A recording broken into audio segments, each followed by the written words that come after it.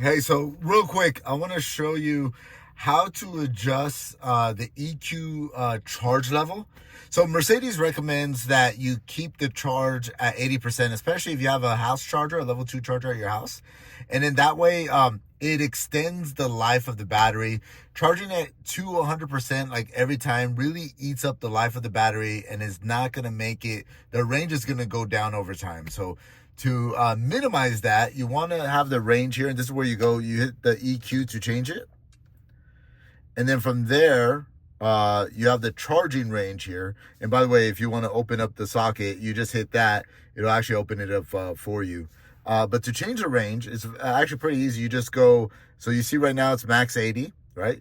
You just move it up to 100. And you know why you want to do it at 100?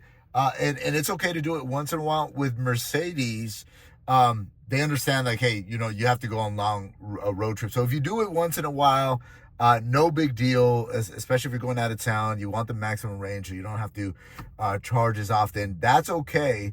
But on a regular basis, Mercedes does recommend that you leave it at 80. If you have any questions on that, let me know.